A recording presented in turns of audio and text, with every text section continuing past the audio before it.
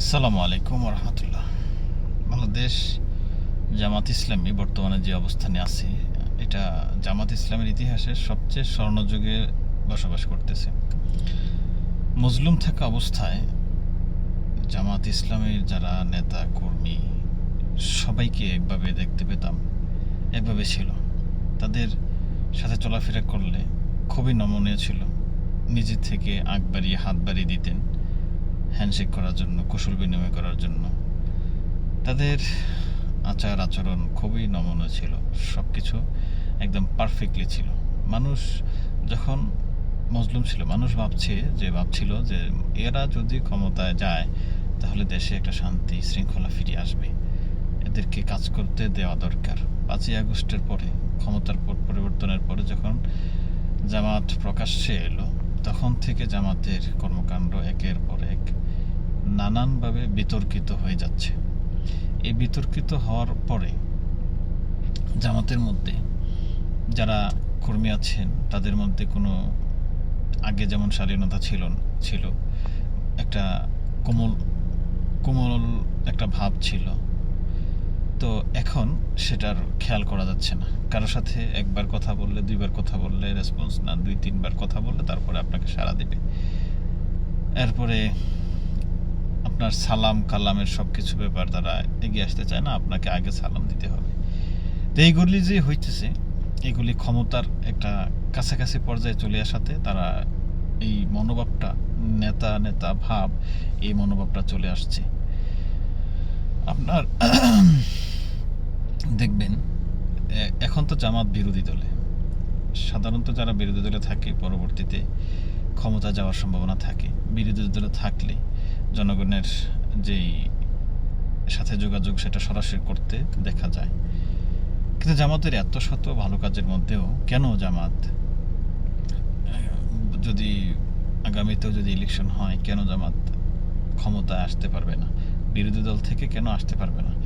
এটার জন্য তেমন গবেষণা করা দরকার হবে না। এই যে বর্তমানে ঘটে যাওয়া কর্মকাণ্ডগুলি, এগুলি আপনাকে বলে দিবে যে জামাত কেন আসতে পারবে না। এই যে আজকে ভাইরাল হওয়া একটা ভিডিও, গাজী নজরুল ইসলাম সাতক্ষীরা 4 আসনের এমপির যে ভিডিওটা বা এর যে কাণ্ড, এটা শুধু এখানে নারীগঠিত বিষয়, আরও অনেকগুলি বিষয় জামাতের নেতা কর্মীদের মধ্যে, যারা এমপি হয়েছেন বা হবেন প্রার্থীদের মধ্যে এমন নানান অপকর্ম, তাদের চরিত্রে, তাদের কর্মকাণ্ড ভেসে উঠছে। যে কোনোভাবে এগুলি প্রকাশিত হবে। তো এগুলি যখন প্রকাশিত হবে একটার পর একটা, তখন জনমনে একটা প্রশ্ন থেকে যাবে। একটা হচ্ছে বিএনপি, আওয়ামী লীগ বা বস্তুবাদী রাজনীতি যারা করে, যারা বিশ্বাসী, তাদেরকে আপনার একটা বিষয়, তারা এগুলি করবে, তাদের জবাবদিহিতা নাই। কিন্তু একটা দল ইসলামের দ্বারক বাহক হয়ে ইসলামের দিকে আহ্বান করা একটি দল যখন এগুলি করে, তখন এটা প্রশ্ন থেকে যায় যে তারা ইসলামের কথা বলে কেন তারা এইসব কর্মকাণ্ডে জড়ায় যায়। একটা মানুষ নারীগঠিত কারণে থাকবে, আমানতদারিতায় থাকবে, তারপরে বিভিন্ন জায়গায় সিন্ডিকেট হয়, চাঁদাবাজি হয়। এগুলোতে যখন জামাতের অংশীদারিত্ব দেখা যায়, সেখানে জামাতের প্রতি মানুষের যে ধারণা ছিল সেটা হিতে বিপরীত হয়ে যায়।